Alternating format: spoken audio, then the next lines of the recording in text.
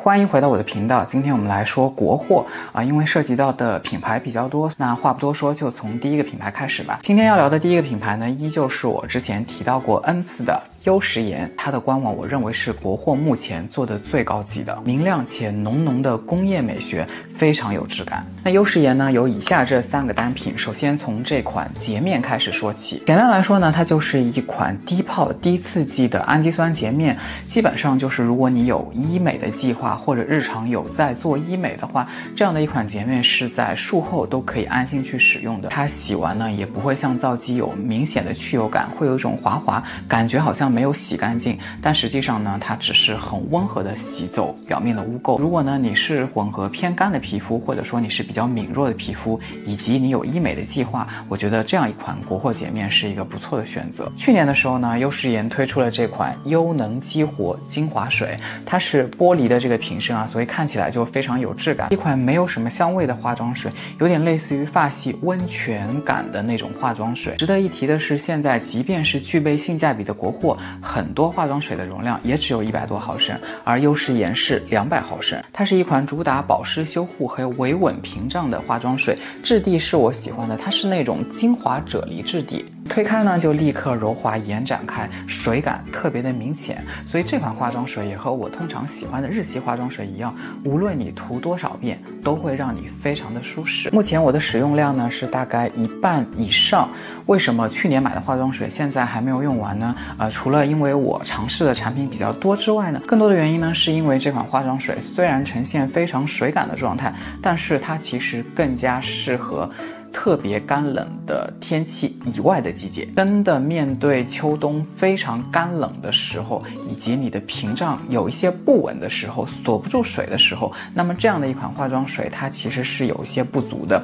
反倒是现在白天有一些热，晚上有一点回凉的这个季节，它使用起来刚刚好，我甚至只需要按压2下就会非常舒适，不会有干燥感了。如果你比较青睐于化妆水的清爽跟水润度，或者你是一个大油皮，那么在最干冷的季节以外，这款化妆水真的非常值得尝试。之前我已经介绍过优食颜黑引力的精华，我手上现在的这款呢是它的进阶版，一样是非常好看的几何设计，但是这个更深的黑色呢显示出它高阶的这种状态。前的那款普通黑引力我就有提到它的质地非常的舒适，但是呢在效果方面并不是特别的明显。而这款进阶版呢，在我的脸上依旧不会有明显的刺激感，但是相比于普通版而言，第2天肤色会明显白净。挤出来呢是这种偏黄的乳液质地，在质地上真的做得太完美了，同样有很好的深层透皮技术，所以才能够在第2天看到它在气色上面的改善。普通版一样复配了舒缓的成分，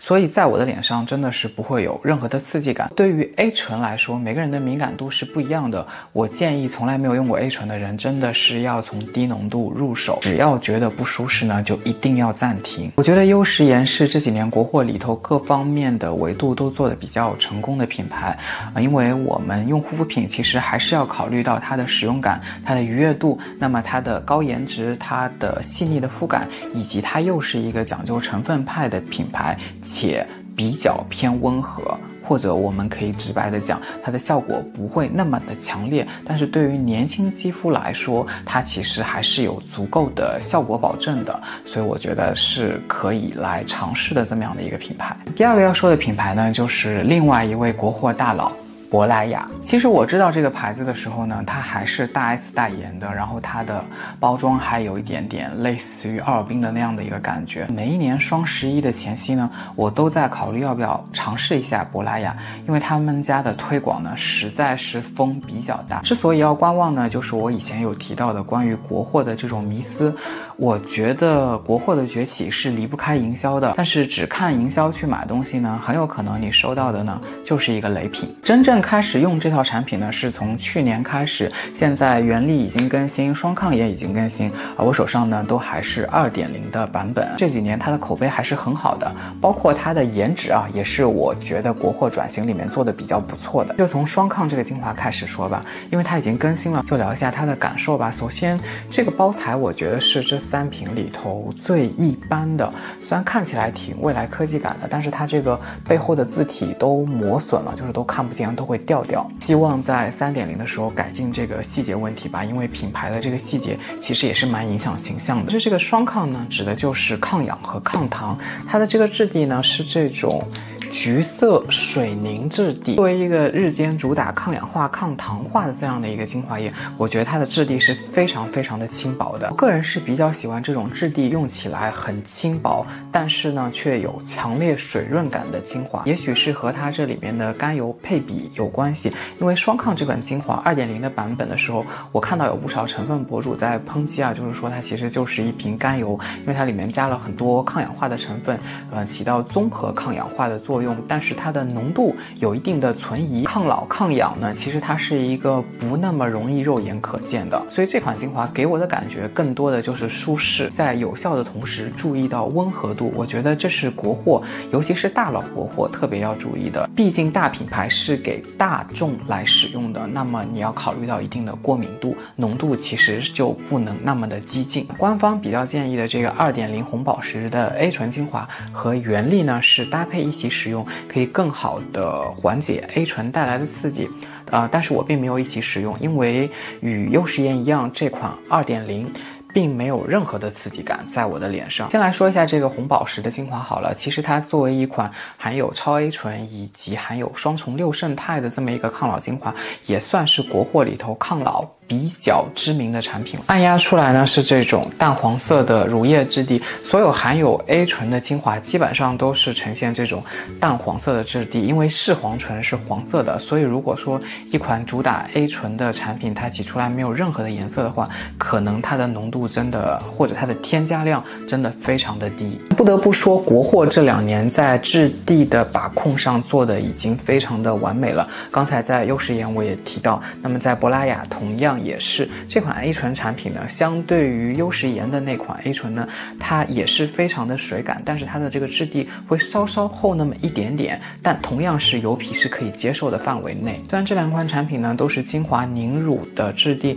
但是滋润度上珀莱雅会稍微再润那么一点点，原则上油皮都是完全可以用，没有任何负担的，只是看你对滋润度的喜好。珀莱雅其实也比较像就是普通版的黑引力，舒适，然后有一定的细腻度，不会很强烈。用到了20%原料组的双效六胜肽精华，比起传统的六胜肽，无论是表情纹方面还是促进胶原生成呢，都优于传统的六胜肽。再加上这个超 A 醇0.1的浓度啊，就相当于0.1%的 A 醇，所以它其实也算是一个比较低浓度的 A 醇产品。这样的一个强强联手，我觉得在成分派上真的是一个很不错的抗老精华。但即便如此，我还是有在网上看到用珀莱雅发生 A 醇过敏的这种现象，或者不耐受的现象。所以回到我刚才讲的 A 醇真的需要谨慎，如果你从来没有用过，你的皮肤又很敏感的话，真的不要那么激进的去尝试高浓度。原力精华呢也是升级成2.0的，而我手上是1.0的版本，所以也不具备参考价值。但是我有看了一下网上的评论，其实原力这款精华呢，它不是那么的适合油皮，现在的这个季节用还是 OK 的。挤出来给大家看一下，就虽然它是这种凝乳而且流动性比较强的这样的一个状态，但实际上它的滋润度是比较大的。如果在夏天的时候你去用它的话，还是会有一点点的负担。这个负担是指就是你用了这个精华之后，你后续可能不太好叠加别的产品。但是2.0之后呢，它从这个凝乳变成了鸡蛋清的质地，所以应该来说会更加的清爽。这原力的这个设计啊，也是这3瓶精华里面我最喜欢的。很明显从颜色和质感上能够感觉到它是一个修护的精华，确实也比较适合给一些猛料做打底，我觉得就是起到一个缓释的作用。但本身原力1.0的这个修复性在我脸上一般，它不会让我的敏感现象加重，我觉得是时间问题，它是属于比较缓慢的去修复你的皮肤。这几年呢，国货很爱做修护类的产品，从 A 醇高浓度成分派再到这个修护敏感的产品诞生，其实冷静的思考就会发现我们在被资本带节奏。但实际上修护类的产品做得好不好呢？我本来是想做一个国货修护护类产品的合集，因为买了不少，但最后没有做成，是我觉得没什么可说的，因为大部分的产品说实话都不太有效果。如果你冷静的精简你的护肤，比如说看皮肤科医生，或者说在你敏感的状态下只用面霜，让你的皮肤屏障自我慢慢的去恢复，你会发现修护精华其实用不用也不是那么的必要性。但是原力作为这些国货一众修护里面的佼佼者，我觉得它还是有效果的。修护类的成分其实真的是比较温吞，要缓慢的去协助你的自身皮肤屏障，然后达到修护的效果。A 醇的这款精华呢，搭配他们家的胜肽面霜，可以起到更好的1+1大于2的效果。因为我个人对面霜而言用起来是非常缓慢的，所以我当时为了测试我就购了一个小样。这款胜肽面霜呢，它其实是有2个版本的，然后我入的是轻盈版。针对油皮的这个质地呢，看起来就像土豆泥一样，这样的质地其实就意味着都是硅，所以它涂上脸之后虽然不油腻，但是会有很明显的这种假滑感。现在的很多面霜都可以做到就是清爽不油腻，然后又有细致皮肤纹理的即时效果。这款当然也有，因为它有大量的硅，但是它涂在脸上的这个肤感并不是我特别喜欢。总体来说，这4个单品里面呢，我更加喜欢双抗的质地。珀莱雅即便它自己可能在配方上不是那么的强劲，但是人家有财力，所以它可以买到非常好的世界顶级的原料。所以在同样国产品牌在做堆料的时候，那么大佬做的堆料一定是会严格区别于那些普通品牌的。所以对于它的那个 3.0， 其实我觉得应该是有一个质的飞跃吧。接下来呢是一个比较网红的国货品牌，叫做馥郁满铺。这款好像香水般的化妆水，应该有不少人都有见过。调香上是用晚香玉和岩兰草为主的一种香调，其实它有一点点复古的草药味，我觉得不是所有人都会喜欢的。看见有很多博主以及直播在推，想都没想就立刻买了，因为这个瓶子、这个设计、这样的颜值，我觉得现在绝对是在颜值的国货里面排名第1了吧。盖子的设计呢也是很有意思，是这种前置按压，然后它就可以打开。是购买的时候呢是有送这样的一个小瓶，值得一提的是连小样都是玻璃瓶的，所以这个品牌真的在美学强调性上非常的突出。它并不算一款便宜的化妆水，因为它120毫升，所以现在真的蛮多国货都在走 Pola 这个路线的。这么样一个高颜值的产品，它当然可以卖到这种300多的价位，但是不知道为什么现在大家都在学 Pola， 就是 Pola 为什么贵，是因为它的毫升数少，国货也在用它的方式来提高它的价格。但是介于它是一个以精华为研发标准做出来的产品，那么120毫升也是可以接受的。围绕这个化妆水呢，其实我也有蛮多东西想要表达。首先它是一款发酵的化妆水，所以它其实也会让我们联想像 SK2 一样，但是它其实又是一款滋润的化妆水。有不少博主说其实它比较润，不太适合油皮，但是我就是一个大油皮，而且我是在秋冬的时候买的。虽然是对标精华做出来的化妆水，所以它上脸的这种水润感其实是蛮明显的，但没有到油，我觉得油皮完全能用。但是比较讽刺的是，它和优时颜的这款化妆水一样，就是虽然它们感觉都是那种非常有保水力的化妆水，但是它们在渗透这一块其实我觉得都一般。当你的屏障出现不稳以及特别干冷的气候下，这2款化妆水其实都不能做到涂抹完之后立刻让你的角质层就是非常的舒缓充盈，但是它们其实都是非常优秀的产品。只要去错开最干冷的季节，国货在进步，它在往前走，它不可能一走就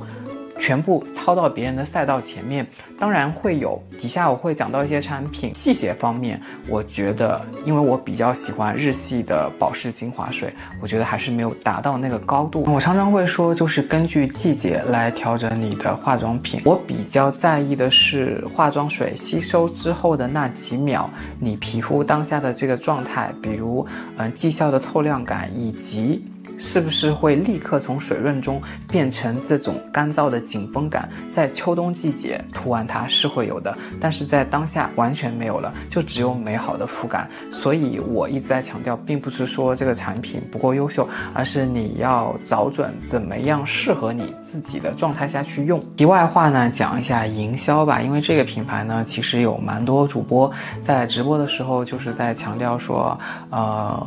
缺货或者是很难有这么好的价格，怎么之类的。但实际上这瓶水我是从 C 店买的，它的价格也比较美好，以及它一直有货。下面是无语这个品牌，无语还是蛮有意思的，一个在名字上非常有特色的国货品牌啊，包括它推出的一些新品，基本上都是立刻就能让人记住的一些名字，可以说它的创意团队是蛮优秀的。这款脸上有光轻乳霜呢，是我购买的无语的第一个单品，当时一推出就买了。挤出来呢是这种蛮有存在感的乳液质地，但实际上它非常的轻薄，拥有乳霜的这样的一个外观，但实际上它非常的好吸收。它其实是一款让皮肤没有负担的这样的一款修护类的产品。虽然它的这个容量啊只有40毫升，但是对于油皮而言，每次使用呢就像刚才一样，只需要按压一下，真的就可以做到滋润度和光泽度的这种平衡。如果你对护肤没有什么问题要求，只是想要一款保湿的乳霜的话，其实它就和它的这个瓶身设计一样，是一款蛮精简简单的一款产品。对应的，如果你是一个角质屏障很健康的肌肤，你用这款轻乳霜呢，那它就只有简单的保湿效果。介于我还是蛮在乎产品的设计，无语的这款卸妆油呢，就真的是外观太普通了，所以我就直接买了它的小样来感受一下。因为号称这个卸妆油是像水一样的质地，通过使用就会发现，所有这种标榜像水一样质地的卸妆油呢，其实真的就是指的是它视觉看起来的质地，因为毕竟是油，即便再清爽也不可能真的像水一样涂抹在脸上那样的肤感。希望大家就是不要有这样的误区。这款卸妆油呢是真的很不错，细腻轻薄，乳化速度快，基本上就是符合所有卸妆油优越的那些点。如果说无语在包装上面还显得过于简单，那么接下来的一些卸妆油的产品呢，就真的是会让你刷新对国货的这种认知。我要提到呢，就是竹本这个品牌，这几年大家在包材上都很卷，但是真正做到有质感而且具备东方韵味的品牌，竹本我觉得算是第一吧。在如今ins风影响的这种风潮下，还能在包装上有明显东方味的这种质感，我觉得竹本是做的真的很好。很多年前我看到资生堂，看到雪花秀，就会觉得虽然他们是精美高级的护肤品，但是他们很有本国的这种韵味，就是日本味或者韩国味，什么时候就是东方味也能够那么明显。最早给我有这种感觉的国货呢，就是百草集，只是这几年它的营销好像有一点跟不上，以及它的设计不知道是不是换了设计公司，反正我觉得是没有以前美了。首先我知道竹本这个品牌呢，其实就是通过它的卸妆油，那么如果用过它最早卸妆油的人，可能应该还记得那个包装其实就是蛮普通的。那么一个品牌的进步呢，也体现在它的包装上。在我的印象里头，我只知道竹本的卸妆油很有名，但是它不足以吸引我去买，直到这几年它的口碑一直很稳定的情况下，它的颜值有了质的飞跃。这3款卸妆油呢，我不想专门细化去讲了，因为作为一款卸妆的产品，即便我在脸上重复试了很多遍，说实话我觉得区别呢不是特别的大。的确它们3款是有清爽度的排名的，就是这款绿色的会最清爽，然后是黄色的，最后是红色的这款，但实际上它们都是很清爽的。作为卸妆油的品类，从它的这种好像荷叶式的这种东方式的包装，再到它的这个细腻度以及它的乳化，包括它这种淡淡的精油香氛，我觉得至少像日本的这种 Three 这一类型的品牌来相比，可以完全秒杀。从质感上讲，它已经很完美了。一个品牌想要成功，首先它的内在必须是要好用的，但是光是好用没有美丽的外表就很难吸引到大家的注意。我觉得竹本也算是这种比较成功不断进步的国货代表，从它推出好用的产品，靠口碑吸引到大家，再靠慢慢积累的这种财富呢，做更精进的这种改善。这个包材呢做的真的是非常的有质感。通常卸妆油类的这种阀门呢是像这样的一种设计，就是这种小的塑料。这样的设计呢，可能在我们第一次取下来之后呢，就扔在某个角落里，你再也找不到它。而主本的这个设计呢，它是可以固定在上面，不会被取下来的。那么平时你不用的时候呢，它是可以完全锁住，按不下去。那要用的时候往里头一推就可以了。所以这个设计我觉得是蛮有巧思的。现在很多的防晒都还挺难卸的，所以我一直都会用卸妆油的品类。基本上每个人都是要涂防晒的吧。现在的这些国货呢，也有跟植村秀一样，就是不需要做2次复合式洁面。因为什么现在会有那么多的敏感皮，其实就和资本的这种风向是有关系的。作为清洁而言，这些含有不错界面活性剂的产品呢，其实一次就可以洗干净了。一定要先做乳化的步骤，用流动的水把它冲洗掉，并不需要再用洗面奶洗一遍。说完了卸妆油呢，来说一下这2款护肤品吧。一样也是这种比较几何的设计，它其实是有一种荷叶感的，很有东方的这个味道。其实这个包材是塑料，但是整体来看非常有质感。它的这个玻璃的厚度啊，都是做的非常有质感的。那因为我本身就喜欢基底精华，之前也强调了很多次，挤出来呢是这种能够感觉到好像糖浆一样的质地，所以它其实不算轻薄，这又和我的喜好呢稍微有一点点违背。作为一款主打修护的基底精华，我之前已经看到很多博主在强调它的修护力有多么的优秀，但是我刚才也提到了原力，提到了现在国货的这样修护的这样一个大方向我觉得它在修护力上说实话一般，但是如果你把它当成一个保湿精华来说，它是具备滋润度的，它更加适合混合偏干以上的皮肤。油皮我自己而言，我不是那么的喜欢。这个是精华油的质地啊，油其实就是传统的油状的一个状态。我个人对于油类产品的理解啊，就是油皮不要用油，因为你本身的油脂其实已经蛮多了，过多的油呢还是会造成氧化。我的干皮朋友有讲过，特别干冷的季节，他觉得一定要上一层油，才能有这种锁住的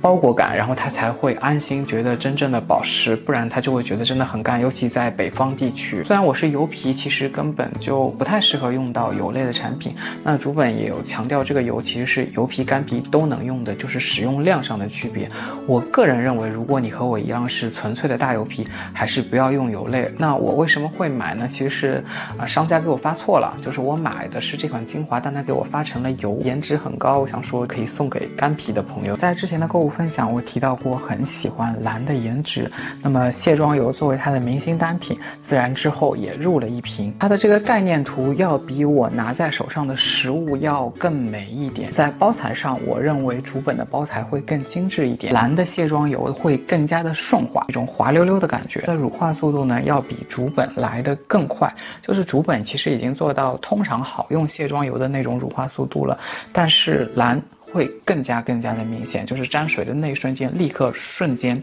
就全部乳化了。大概10几年前的美妆节目呢，都是会以卸妆油的这种乳化速度来判断卸妆油的好坏的，毕竟残留是会造成痘痘隐患的。可是如今当下乳化的这个速度呢，其实已经成为它的标配，而不是它的特色了，所以我才说国产的卸妆油真的非常的卷。那以这个赛道上，真的完全不需要再考虑进口产品了。主本的这个卸妆油刚才有提到，它就是淡淡的那种精油味，很多这种植物香氛的产品基本上都是走这样的一个路线。而蓝的这款卸妆油呢，它更多的是油味，就是它不太会有明显的香味，它的这个味道更加像古早网红 DHC， 但是它的质地呢要比 DHC 清爽的多得多。对于蓝的护肤品的话，其实我还有蛮想尝试的。就上次的这款胶原精华而言，和上次的感觉差不多，因为距离也不是很久，它就是一款保湿性比较强的，虽然是精华，但是你可以把它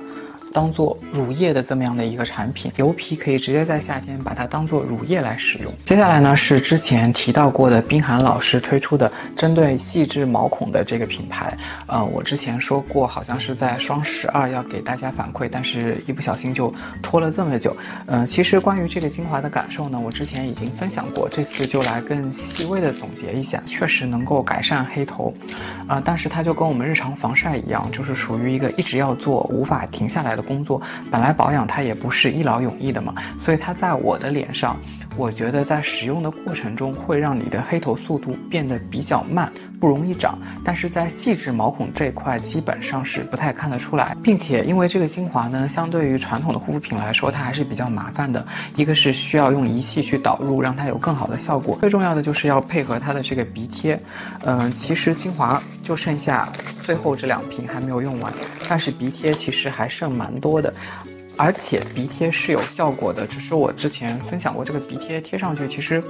多多少少会有一些不舒服。好在就是你敷2个小时就可以拿掉，只要用了这个鼻贴呢，就会有比较好的油脂疏通效果。就试想一下，一个油皮为什么它毛孔会粗大？因为它大量的分泌油脂，然后油脂可能氧化堵塞，然后造成你毛孔长时间就撑大了。如果你的油脂释放是非常的通畅的，那么你仅仅是出油，并不会造成你毛孔无限的扩张，因为没有堵塞嘛。所以其实这个精华加上这个鼻贴，更好的就是帮助我们疏通这个毛孔。但它的缺点就是你每天要贴这个鼻贴，才能达到更好的这种让油脂溶出来疏通的效果。我觉得有点太麻烦，就是如果未来研发可以仅仅用精华就能做到的话，我希望更好。这也是为什么鼻贴虽然好用，但是我会剩了这么多，久而久之你就不太想去碰它了，因为我觉得护肤还是要考虑它的便捷性，即便是医美，也需要很大的代价才能带来肉眼可见的改变。所以更多的是，我觉得你有一些黑头问题，但是不严重，那么你用这个品牌应该会改善的比较明显。像我这种特别容易出油的大油皮，其实效果呢就比较一般了。接下来要说的一个品牌呢，也是很大的集团，巨子生物。如果知道胶原蛋白的话，基本上会听过这个品牌，或者如果你经常做医美，有接触到这种医用敷料，那么可肤美这个品牌应该不太陌生。我接触这个品牌也是听到有博主介绍关于科普胶原蛋白，我国已经进化到如此先进的这样的一个地步。时间有限呢，我也不想在这里去给可肤美背太多的书，因为它的优秀呢并不需要我来表达，我就讲我用的这2个产品吧。一个是它拥有胶原蛋白专利的这个精华。这个精华呢，我们姑且不谈，就是补充胶原蛋白啊，它其实是一个主打抗皱的一个保湿精华，是这样的这种凝露的质地。这个精华是真正我用的所有的国产品牌，就是看似很清爽的这样的一个质地里面，我最喜欢的，因为它真的已经接近日本的那种沁入皮肤的水润感，而且它是主打紧致的，并不是一款单纯的保湿精华。即便是在你皮肤比较敏感的状态使用，它也不会有任何的负担。所以我觉得在这个保湿胶原抗老这一块的话，可肤美让国货又上升到一个新的高度。本人应该有讲过，就是我是油皮，所以我不太喜欢敷面膜，包括前几年女明星文化疯狂的鼓吹面膜。个人认为，如果你还蛮在意保养的话，其实真的不要敷那么多的面膜，可以在换季做一些密集保养，但是面膜真的不是你保养品的重心。但是这个可肤美的面膜呢，是因为我在日本做了医美，其实日本医生他没有就是要你一定回去要用什么的习惯，他们好像没有要求到那么细，所以我也没有这个打算。是我的一个朋友他建议我要敷这种面膜，所以他给我拿了5个不同品牌的面膜，其中我就对可肤美的印象深。第一个是这个名字其实起得很像3无产品，但是它真的很好用，敷完就是会很舒适，而且皮肤很细致。直到今年开始，我比较疯狂的买这个面膜的原因，是因为我有在接触做医美，然后基本上每个月都要去一次医美诊所。那么中国的医生会比较希望我们在做医美的前1周和做完医美的那1周都敷这个面膜。这个敷料本来就是针对手术后去使用的，所以它不会给你的皮肤造成任何的负担，它也没有什么神奇的作用，其实就是修复跟补水，大量的补水，然后没有杂七杂八的这些原料。就是为什么不要敷那么多面膜呢？第一个，作为油皮来说，其实你的养分已经够了，你不需要敷那么多。其次就是大量的敷面膜，你可能会把一些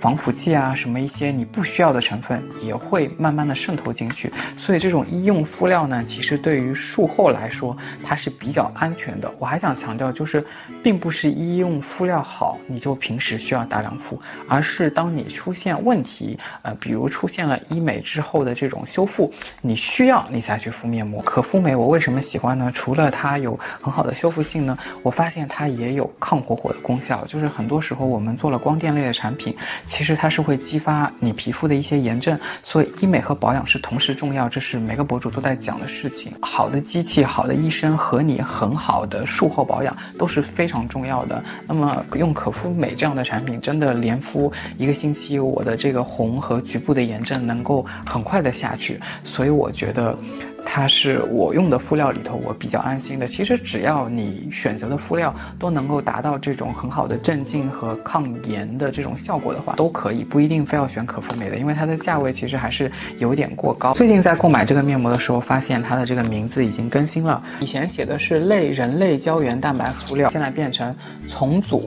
组胶原蛋白敷料，变成这样的一个名字，但是它的外包装其实是一样的，只是名字的区别。如果你有在注意这个面膜的话，可以注意一下这个小细节。年轻人喜欢的国货以及带有一定的中华风，我觉得西悦也算啊。这个控油乳我之前已经讲过，我觉得尽管这些所有的控油产品里面大部分都无法做到很强大的控油，但是西悦除了它的这个味道不太好闻之外，其实所有的这个控油的一些要点它都有做到，比如比较细腻，不会搓泥，可以很好的跟后续底妆融合。因为很多控油类的产品，如果它控油特别强，其实都是带有一些粉末性质，那么就会很容易跟你的防晒霜和底妆搓泥。西悦的这个研发大佬，他本身也是一个美妆博主，所以他对这种细节的要求会比普通的科研人员更加的强烈。前段时间因为一直在长痘痘，其实包括现在当下也还是在反复，压力可能真的会造成痘痘会比较